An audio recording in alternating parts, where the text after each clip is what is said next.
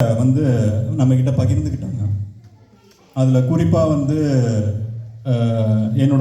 அவங்களுடைய டெலிவரி டைமை பற்றிலாம் பேசினாங்க.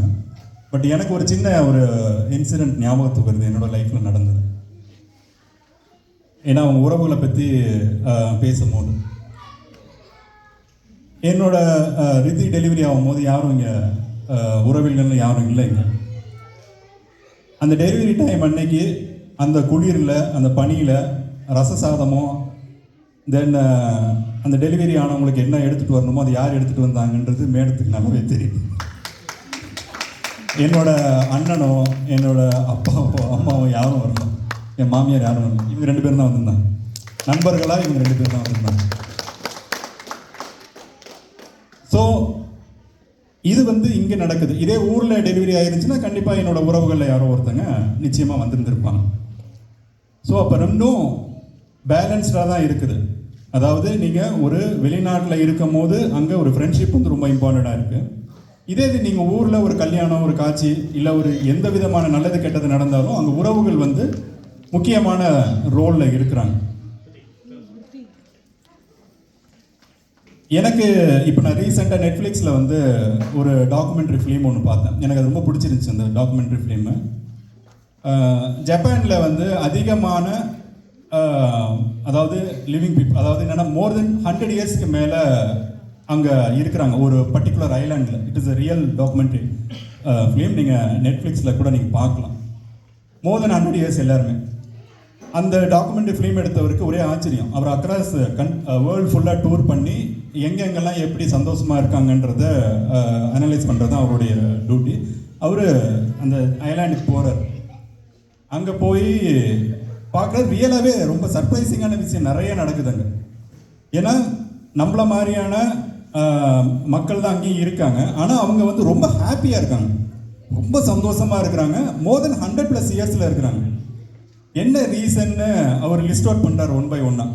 அவங்களுடைய உணவு பழக்க வழக்கம் அதில் ஒரு பாயிண்ட், அது இருந்தால் கூட அவங்களுடைய வேலைகள் அது ஒரு பாயிண்ட். ஆனால் 2 விஷயம் அவங்கள சந்தோஷமாக வச்சுக்கிறதுக்கான மிக முக்கியமாக இருக்குது. ஒன்று வந்து இக்கிகாய் அப்படின்னு சொல்கிறாங்க. இக்கிகாய் அப்படின்னா இப்போ நீங்கள் நல்லா பார்த்துருப்பீங்க, குழந்தைங்களுக்கு வந்து படிக்கிறது ஒரு அவங்களுடைய ரெகுலரான ஒரு டேலண்டான விஷயமா இருக்கும்.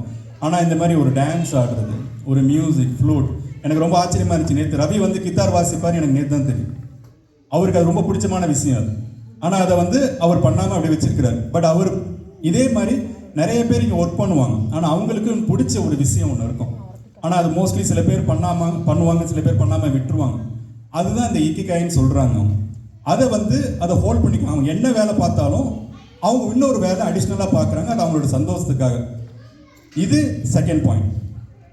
ஃபைனல் பாயிண்ட் அவங்க சொல்கிறது என்ன அப்படின்னா, அவங்க ஃப்ரெண்ட்ஸை மீட் பண்ணுறாங்க. வாரத்துக்கு ஒரு தடவை இல்லை, எவ்ரிடே அவங்க மீட் பண்ணுறாங்க. இன்னொரு முக்கியமான விஷயம், அவங்க உறவுகள் கூட டெய்லியும் சாப்பிட்றாங்க. டெய்லியும் டின்னர் அவங்க ஃபேமிலிக்குள்ளே இருக்கிற பீப்புளுக்குள்ளே தான் டின்னர் நடக்கும். ப்ளஸ் அவங்க நண்பர்களை மீட் பண்ணுவோம். இது 2மே அவங்க பேலன்ஸ் பண்ணுறாங்க. அவங்க நீண்ட நாள் ஆயுளோடு இருக்கிறதுக்கு முக்கியமான காரணம் அவங்களுடைய உணவு பழக்க வழக்கம். அடுத்து அவங்க நண்பர்கள் கூடயும் உறவுகள் கூடயும் அதே பாசத்தோடையும் அன்போடையும் அந்த உணவுகளை நம்ம எப்படி இங்கே பகிர்ந்து சாப்பிட்றோமோ இந்த விஷயத்தை அவங்க தொடர்ச்சியாக பண்ணிக்கிட்டே இருக்காங்க. எல்லாருக்கும் ஒருத்தர் வயிற்று. ஸோ இதில் இருந்து எனக்கு தெரிய வேண்டிய விஷயம் என்னென்னா, அது நண்பர்களாக இருந்தாலும் சரி, உறவுகளாக இருந்தாலும் சரி, நம்ம கூடி பழகி நம்மளுடைய சொந்த சோகத்தையோ இல்லை சந்தோஷத்தையோ பகிர்ந்துக்கும் போது அது ரெட்டிப்பாகும் அப்படிங்கிறது என்னோட எண்ணம். ரகு ஓரிட வார்த்தை பேசுவார், அதுக்கப்புறம் நம்ம இறுதி தீர்ப்புக்கு போயிடுவோம். நன்றி. ஸோ ரொம்ப ஷார்ட்டாக சொல்லி முடிச்சுக்கிறேன். நிறைய இந்த ஒரு ரீசெண்ட் 3-4 இயர்ஸில் இந்த மிட்மிஷன் தமிழ் சின்னத்தில் நிறைய பேர் வந்து ஜாயின் பண்ணியிருப்பீங்க. ஸோ என்னையும் ஜீவிதா அவங்களுக்கு நிறைய பேருக்கு தெரிஞ்சிருக்காது. பட் இதே லார்கின் ஹாலில் தான் வந்து கவினுடைய சீமந்த விழாலாம் நடந்தது. அப்போல்லாம் பார்த்தீங்கன்னா எல்லாமே பண்ணது எல்லாமே ஃப்ரெண்ட்ஸுன்ற வார்த்தை சொல்கிறதா இல்லை சார் சொன்ன மாதிரி உறவினர்ன்ற வார்த்தை சொல்கிறதா தெரியல, எல்லாமே அவங்க தான் பண்ணாங்க. அது இல்லாமல் இன்னொரு நாள் வந்து கம்ப்ளீட்டாகவே வந்து வீட்டுக்கு வேற வந்து சர்ப்ரைஸாக ஜீவிதாக்கு பண்ணியிருந்தாங்க. ஸோ அதுவுமே வந்து இங்கே இருக்கிற எல்லா தமிழ் சொந்தங்கள் தான். எனக்குமே வந்து சார் ஃப்ரெண்ட்ஸுன்ற வார்த்தை யூஸ் பண்ணுறது என்னால் முடியல சார். ஸோ தமிழ் சொந்தங்கள்ன்ற வார்த்தை தான் வருது. ஸோ ஆல்மோஸ்ட் நீங்கள் ஜெயிச்சா மாதிரி தான்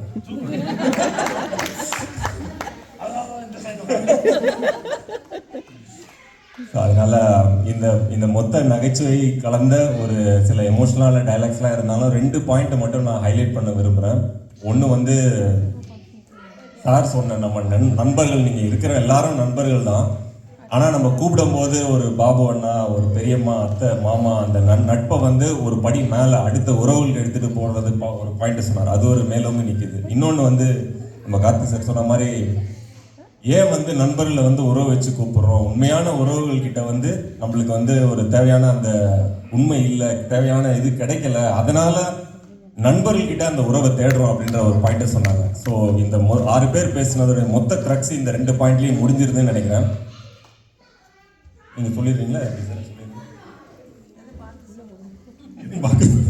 அவங்களே பார்த்து சொல்லிடுங்க. ரகுக்கு ரொம்ப தேங்க் பண்ணணும். ஏன்னா ரொம்ப சர்ப்ரைசிங்காக இருந்துச்சு.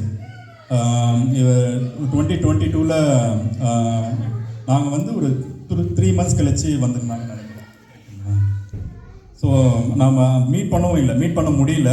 தென் இன்னைக்கு ரியலாகவே ரொம்ப சர்ப்ரைஸாக இருந்துச்சு. நான் இங்கே பார்த்த பெரும்பாலான மக்கள் பார்த்தீங்கன்னா முதல் தடவை நம்ம சந்திக்கும் போது ஒரு தெரிஞ்சவங்க மாதிரி தான் சந்திப்போம். வாங்க, அவ்வளோதான், அதோட பேச்சுவார்த்தை அவ்வளோதான் இருக்கும். அது வந்து கொஞ்சம் அடுத்து ஒரு நட்பு ரீதியாக போவோம். அவங்க ஃபேமிலி, இவங்க ஃபேமிலி கூப்பிடுவாங்க, இவங்க ஃபேமிலி அந்த ஃபேமிலிக்கு போவாங்க. அங்கே நல்ல